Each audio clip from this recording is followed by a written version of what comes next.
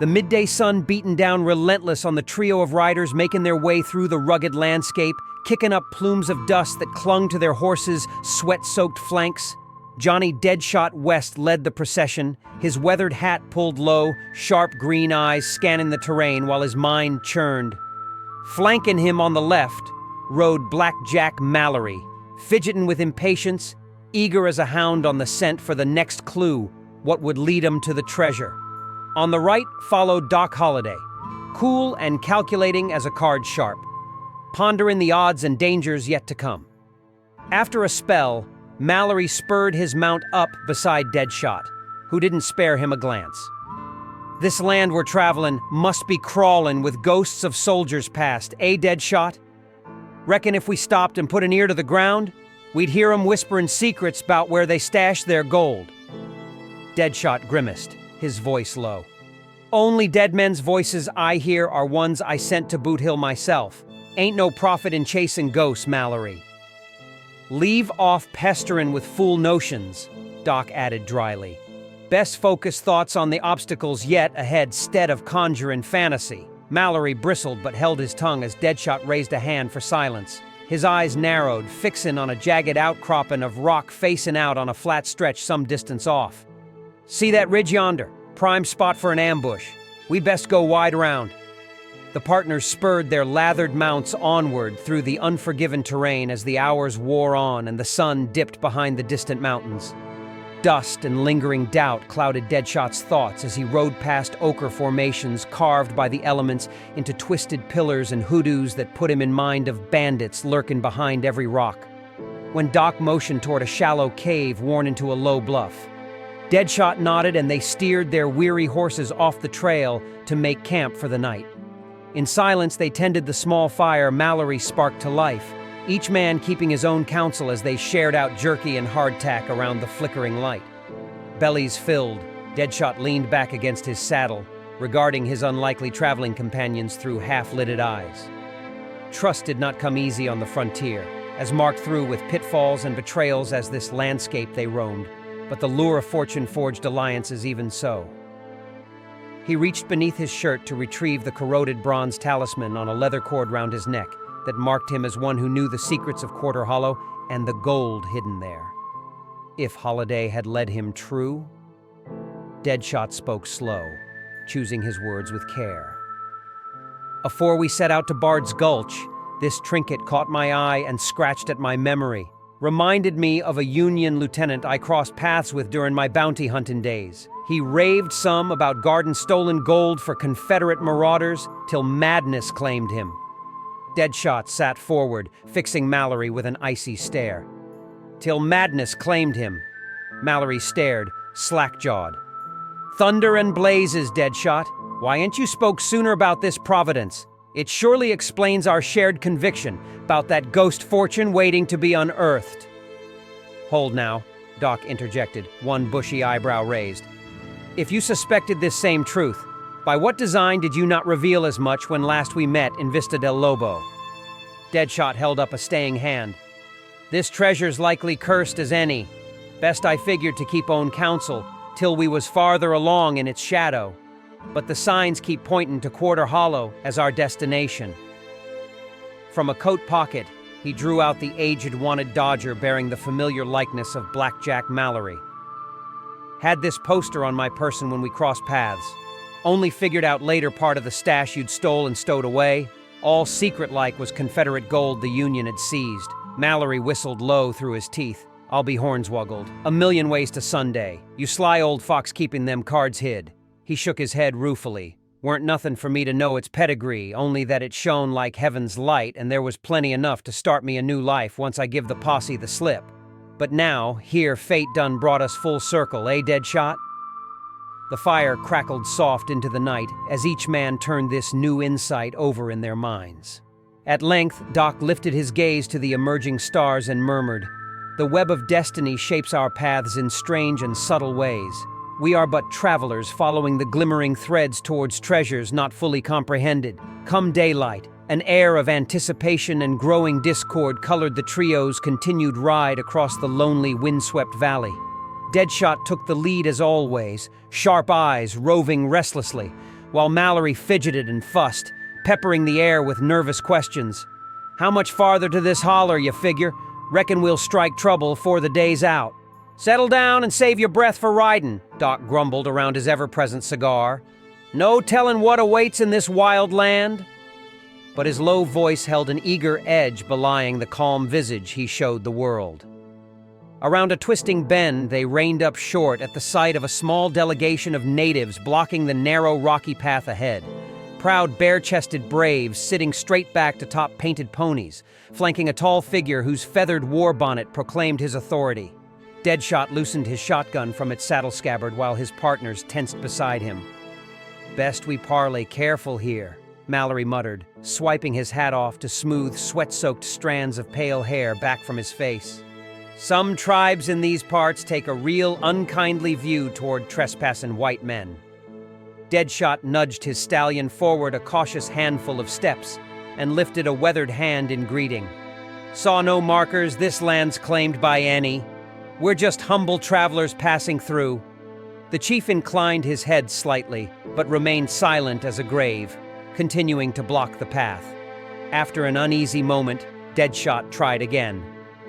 "I'm called Deadshot, and these are my partners, Doc Holliday and Mallory. I know well who you are, Deadshot," interrupted the chief, his voice deep and resonant.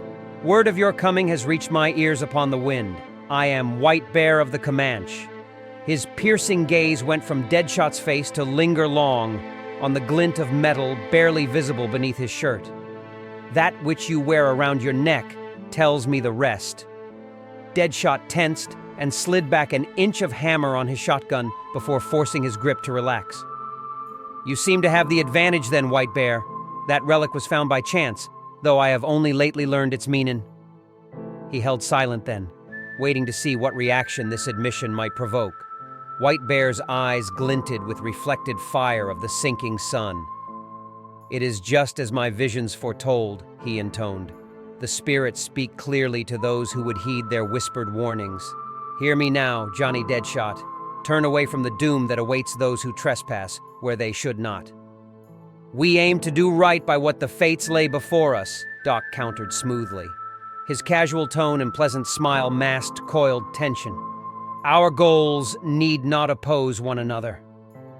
But White Bear had turned his attention back to Deadshot. "There are forces in this land you do not fathom," he warned, his resonant voice low with ominous portent. "You must forsake this dark pursuit lest you never regain the peace torn from your spirit." Deadshot stared back, jaw clenched. Before he could respond, Mallory blurted out, "We mean you fine folks no quarrel, but have pressing business can't wait. What's your stake in keeping us from the treasure we're due?" White Bear's gaze smoldered, but his reply remained steady. "You speak blindly of things beyond your reach, doomed ever to remain so by the narrowness of your vision." The scorn and finality in his tone raised bristles among Deadshot's companions, but he kept control through long practice of restraint. "Might be you are familiar with our destination after all," ventured Doc, one hand hovering close by his holstered Colt revolver. The chief eyed him coolly a long minute before responding. "Eons ago my tribe helped faithful warriors of Grey Eagle hide their gold taken through blood and fear far from the savagery of war. We swore oaths to shield that burial ground against desecration till the land itself crumbles away." His piercing gaze challenged each of them in turn. "Would you dare violate such covenant for greed's fleeting profit?" "If you speak truth of knowing that gold's resting place," countered Doc mildly. "Perhaps discussions to settle fair compensation for disturbing its repose." But Deadshot raised a hand in warning as White Bear's bearing shifted subtly. "The curse on that stolen war prize turns all it touches rancid, poisons the souls who come searching." The chief's voice rose forcefully over the rising prairie wind. "You must turn away now, before you become forever lost." Mallory leaned over to speak low in Deadshot's ear. "He's trying to rattle our resolve with all that doom talk. We gotten this close. We can't back down now." Nodding slowly, features grim, Deadshot straightened in his saddle. "I reckon there's truths on both sides here, but we are beholden to keep following this road laid out before us." He doffed his hat briefly in a conciliatory gesture towards White Bear, even while resolutely gathering his reins. "I mean no affront by our leave-taking, but the call of fate allows little chance to ponder at leisure." So saying, he signaled the others, and together they began cautiously picking their way past the stern-faced native chieftain, giving no indication of giving in to pleas or threats in their quest. A guttural shout rent the air, and Deadshot spun back in his saddle just in time to witness White Bear hurl a gleaming tomahawk with shocking force straight at Mallory's unprotected back. Cursing, he wrenched his shotgun up and fired off a booming blast before conscious thought. The heavy slug caught the whirling axe head-on, deflecting its murderous course inches from Mallory's shoulder in a spray of splintered lead and stone shards. For a suspended moment afterwards, no one moved, all eyes riveted by the unlikely intervention. Shattering the fraught silence came a piercing war cry. Deadshot swung back to witness White Bear drawing a long, wickedly curved blade from his doeskin belt with venom in his eyes. "Your greed leaves no recourse but blood," he thundered. "Invaders shall not leave these lands alive." Chouse erupted on all sides. Braves charged forward in attack only to pull up short as Deadshot and Holliday both drew pistols with blinding speed. Eyes blazing, White Bear lifted his bloody knife and made to hurl it, but Deadshot's aim proved faster. His peacemaker barked fire and a dark blossom spread across the chieftain's chest. Staggering back a step, White Bear crumpled without a sound. Howls of outrage arose as the Comanche warriors instantly moved to encircle the trio, brandishing rifles and spears with lethal intent. But Deadshot fired again, the sharp report echoing off the canyon walls, and his bullet blasted through the lead brave's thigh in an eruption of crimson. "Enough! You have won the day!" The grim pronouncement rang out from a tall warrior wearing a necklace of bear claws who moved to White Bear's side. He placed 2 fingers on the fallen leader's throat, then shook his head before turning flinty eyes upward. This one followed the Vision Fire's calling, but the prophecy remains unfulfilled. More blood can serve no purpose. Solemn now, he lifted his chin towards Deadshot. "Collect your dead and leave in peace, intruders. But the cursed gold you claim will never bring salvation." In heavy silence, the Comanches bore away their chieftain's body into the fading dusk. Still shaken, Mallory mopped his brow as their dust faded from view. "Afore today, I'd not have credited ghost stories or heathen curses," he declared solemnly. "But now, I confess myself persuaded of the heavy grievance we court in this endeavor." Deadshot slid his spent shotgun back into its saddle holster, expression grim as storm clouds. "Reckon those warriors blame yous for their leader following blind ambition," he muttered darkly. "But the choice was his, same as came to me." He swung into his saddle, jaw clenched hard. No profit in gnawing on what can't be undone now. After a brooding interval, Doc finally broke the gloom. Destinies unfold despite even the most ardent interventions.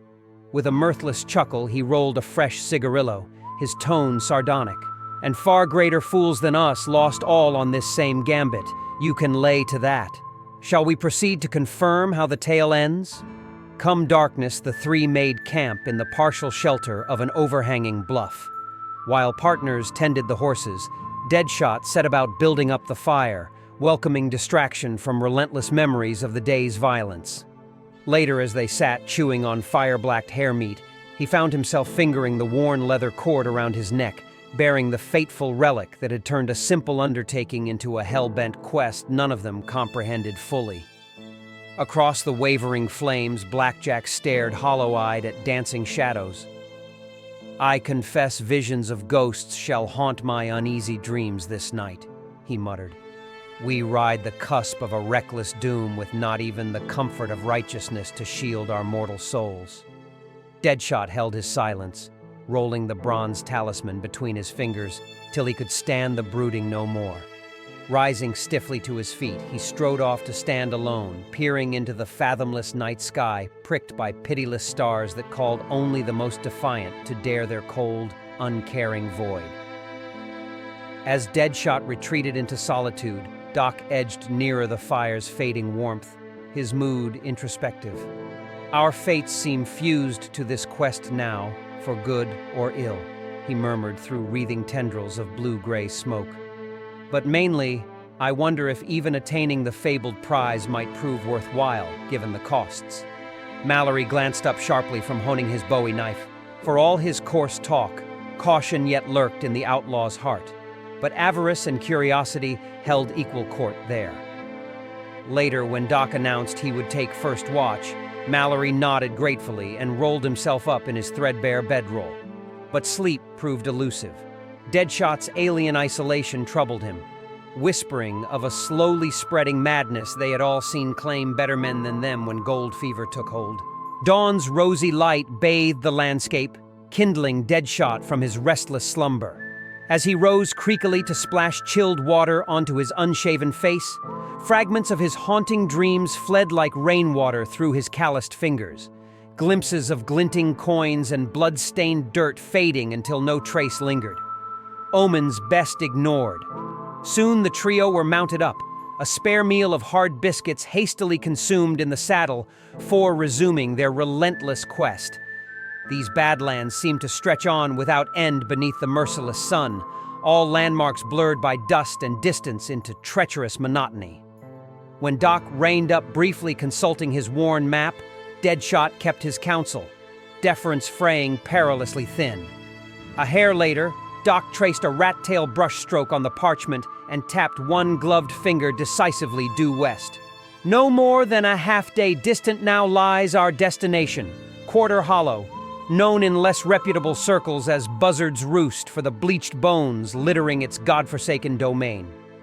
His ice-blue eyes seemed to reflect the sheen of gold from legend. "Time now for final reckoning, partners. Destiny awaits just over yonder ridge." As predicted, within the hour, a lonely hollow nestled between sweeping rock formations emerged from the haze. Deadshot eyed the high ridge walls and narrow defile approach, with a tactician's reservations, even as anticipation quickened his pulse. If outlaws yet survived guarding their plunder, there would be the devil's own time ferreting them out. Oddly, no tracks marked the loose shale passage. Deadshot scanned the winding route as they descended single file, finding no evidence of recent travel by man or beast. But fortune might yet turn their way if sentries had grown lax after long, untroubled isolation. He tightened his grip on the sawed-off scattergun, tension coiling tighter with each cautious hooffall, carrying them nearer destiny's call. If gold truly awaited, this day he aimed to answer.